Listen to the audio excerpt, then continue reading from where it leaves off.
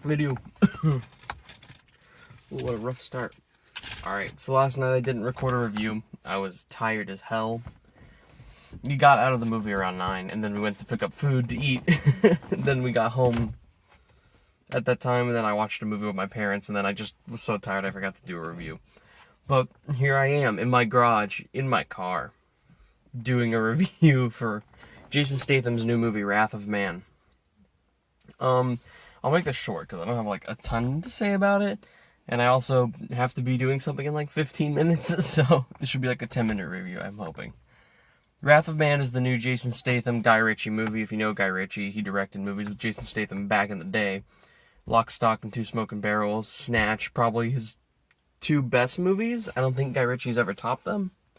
Even with The Gentleman last year, which was a really good movie, I think, compared to what he's been doing recently. He's the director also of the Aladdin remake, which is pretty terrible. The two Sherlock Holmes films, which are fine. Man from U.N.C.L.E., which is fine. King Arthur, that movie was fucking terrible. So, he's a very mixed director when it comes to the stuff he works on. Some stuff is amazing. Some is just terrible. So, some of it's middle. I think this one, as I did a small thing on my Instagram saying that it's pretty good. And a review would come last night, but it's happening now. I do think that simply, to start off a review, you could just say, this movie is pretty good. The movie is about Jason Statham as this character who people just refer to as H, so I'll call him H. It starts with them joining a armored truck agency that is basically the people who move money. They are the ones who keep the money safe as long as they bring it from one place back to another, which is the headquarters, back to the place it's supposed to go. They're moving just money around. It's a real government thing, in real life too, not just in a fucking Guy Ritchie movie. So he joins them. He's barely passed the training test, by a 70%. Everyone's kind of goofing on him, oh, this new guy, who fucking needs him? We could have other people out here protecting him. People are just making fun of him. It's that cliche thing they do in every movie. Kind of like Nobody, if you saw Nobody recently, a better movie, I still feel. Do the same type of elements where they just shit on Bob Odenkirk because they're he's an old man. He's just barely doing good in his life. But he ends up being a badass. That's the point of the movie. Jason Statham's character, the whole movie is a mystery because the movie itself is kind of just like Snatch in Lock, Stock, and Two Smoking Barrels, but tonally different. Just stylistically and pacing-wise, it's similar. It's an out-of-block story, kind of like Pulp Fiction, where it's out of order, but did it lead anywhere, and then the final part just happens, you're okay, got it. Same thing with Wrath of Man. The story is being thrown everywhere. The armored truck stuff is supposed to be in the future to what we see his past and why he's here. Jason, in the trailer, I don't want to give too much away, because if you haven't seen the trailer, this movie could be a great time. Seeing the trailer brings it down to it's still really good for what they did, but I feel I would have liked it more if I didn't see the trailer at every fucking movie. Because every time I saw that trailer, I just picked up on more things, and I was alright, I know where this movie's gonna go. Almost 90% of the time, I was knowing where the movie was gonna go. A few things caught me off guard. I was I wonder what this means. And sometimes it had no meaning, sometimes it did. That was kind of the fun of the movie. Is because Jason Statham joins this armored trunk company for a bigger reason than just because he needs a job, or because he wants to kill people because he's a fucked up guy. Jason Statham plays a cold-blooded killer. He does not give a fuck. And that's something I kind of love, because he plays that character normally, but he plays it with, a very comedic effect. There's some chuckle-worthy moments in the first 30 minutes. Not because Jason Statham is saying anything funny, it's because Jason Statham is threatening, and everyone else is just what? He's gonna fucking kill me. And that's why it's entertaining. You don't get that Spy vibes where he's really goofy. You don't get the Crank ones either, though. Crank is just fucking insane. This movie does feel like Snatch, if the movie Snatch with Jason Statham, directed by Guy Ritchie. But if it's tonally a really just fucked up thriller. There was no happy moments in this movie. There's disturbing imagery and shots, and it's just kind of a fucked up, depressing film. And it is a revenge film. I guess I'll give it a little bit away. So kind of spoiler warning. It's in the trailer. It's a small element. You realize that whatever happened, one of the day an armored truck was making a corner, Jason Statham was there to see that. His son came along because there's a coincidental reason. His son ends up getting killed. Jason Statham could not save him, and now he wants revenge on whoever killed his son. It's not the armored truck people who killed his son. Clearly, as you see in the trailer, it's someone else who's at that attack. And the whole movie is him trying to figure it out. That's kind of why he joins the company in hopes that he could, like, figure it out himself and make it bigger by going that way through it. And it's a fucking awesome mystery, especially the first hour of the movie is very intriguing. The third act is fun, but kind of messy. I like the way they told the story from new characters' perspectives. It's not always Jason Statham. I would say, like, 3/4 of this movie are Jason Statham's movie. There's this, like, chunk somewhere in the third act, like the start of the third act kind of kicking in, which like the last 55 minutes, where like 30 minutes is dedicated not to Jason Statham. And it's a fun turn for the movie, because it's people we haven't met, but it's a thrown in thing. It reminds me of Lock, Stock, and Two Smoking Barrels, kind of, with that element. I guess I'll get into other stuff besides the story being pretty good story. It's fun and enjoyable. Jason Statham is fucking awesome, as he always is. God, anytime he's just in something. I remember the reason I wanted to see The Meg was because it's Jason Statham fighting a fucking 200-foot shark. That sounds amazing. The movie was boring and did not feel like that because the shark is barely in it. That idea is barely in it. Jason Statham only fights him like the last 3 minutes, and it's kind of stupid. It's not as fun as I wanted. But Jason Statham can bring up anything. He's the best part of Spy. I remember being like, holy shit, how funny can he be? He's hilarious. He can do action great. He can do comedy great. He can do drama great. He could just pull off anything. I think it's that stern look. That stern, fucked up, I can kill you face is funny, sad, and scary at all 3 times, and he pulls it off. This movie more in the horrifying thriller way. This movie is more so action thriller. Heavily on thriller. Because not much action in this movie either. I would be surprised if the budget is above $40 million, because it would be for the actors, if anything. Because the action, while there is action, is very sprinkled throughout. Guy Ritchie, again, goes back to more of his Snatch and Lock, Stock charms, where it doesn't need a lot of action. It's heavy on dialogue and characters that makes that movie fun. Even if the characters in that movie are a mystery, it's done differently here again because of the tone of the movie. I should say, if you're going in for a fun experience, to be like, woo, this is funny and I can applaud, it's not much of that. There's some like chuckle-worthy moments. For the most part, you're just like, that's fucked up. It's not a happy film, which I kind of love. And it is entertaining. Because, again, the pacing is exactly like the pacing you'd see to a film like, Lock, Stock, and them.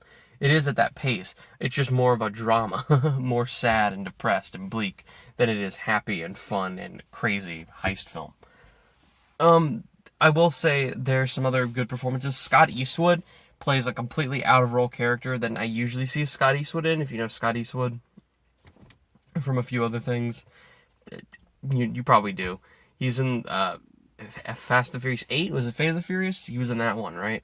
As like the replacement Paul Walker guy. He's in quite a lot of other stuff. He plays a very different role here, which was cool to see him in. It was really cool to watch. I always lose this guy's name in my head. I'm gonna get it in a minute. Watch, I'll get to it. There's the guy who plays Jason Statham's not like mafia friend, but kind of like this leader who's the guy who's like, hey, I send you out on this mission, and that's the mission that somehow, even though nothing bad was supposed to happen, the son died on. So he's really good in it. It was just fun to see him. I will think of the name by the ending of the review, and if I don't, I'll put a name right here.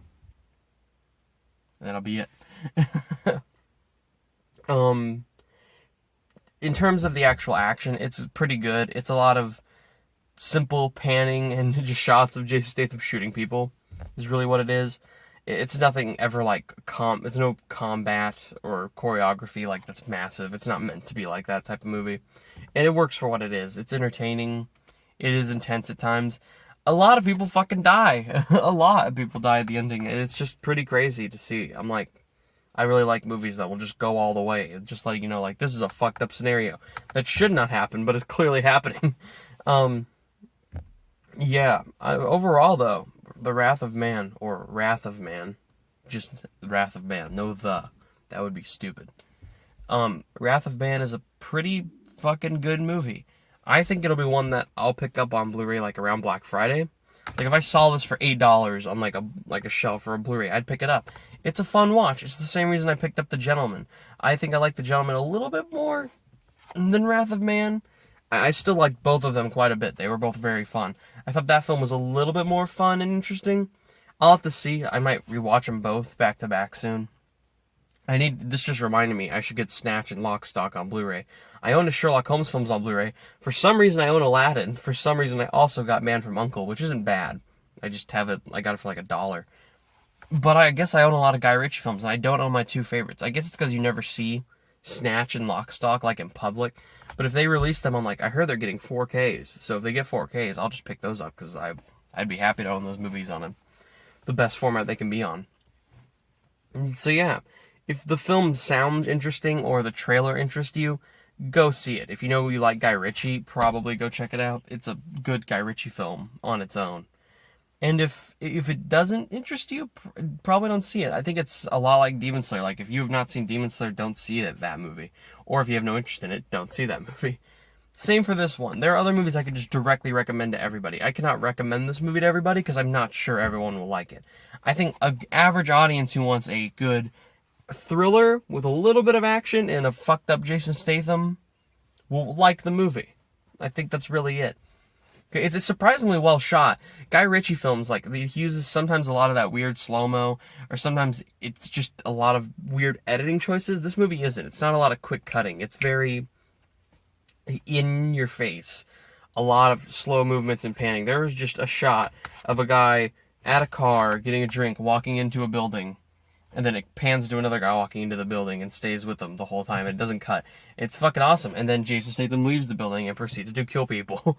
And it's like, oh yeah, fuck yeah moment. But it's not like fully gratifying for what it is. And you can feel that as the shot goes because it's so long and lingering to get nothing. It's a 3-minute shot and it was awesome. So it's a fairly well shot movie too and fairly well edited. The film looks bleak and gray. Not Justice League bleak and gray like Snyder Cut colors, but certainly very foggy and gray New York.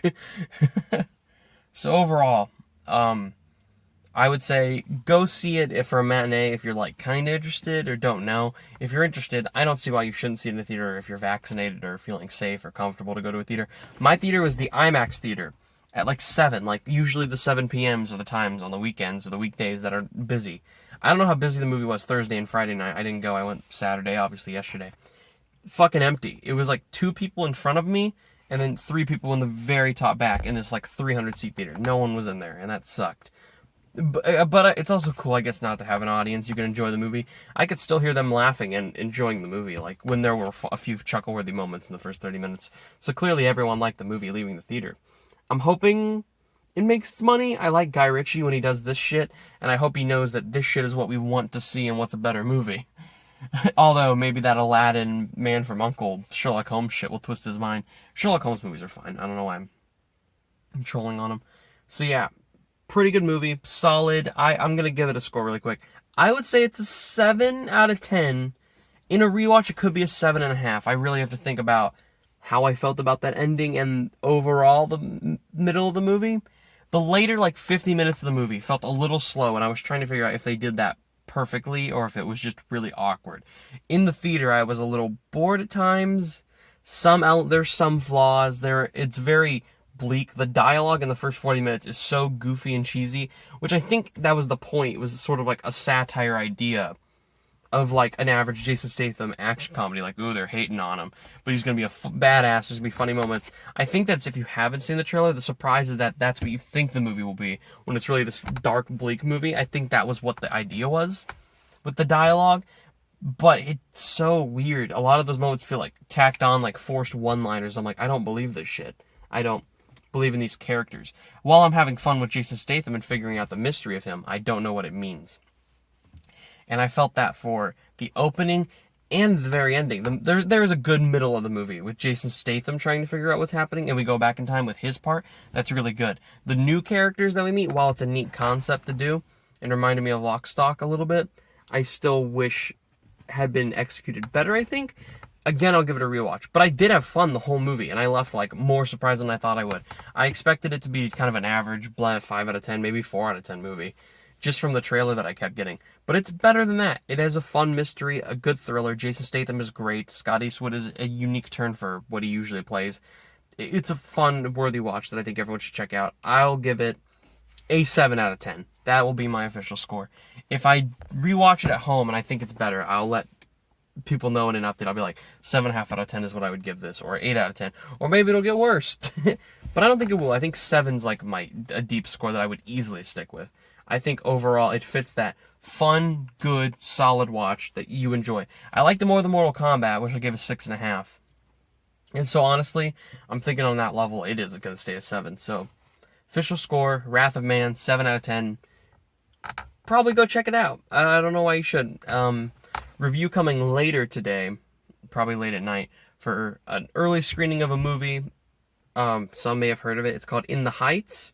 It's pretty big. It has like a $60 million budget. It's the Lin-Manuel Miranda musical that he wrote back then before Hamilton, but it's getting adapted to a feature film. It'll be out June 11th on HBO Max and in theaters, but I'm going to go see it tonight.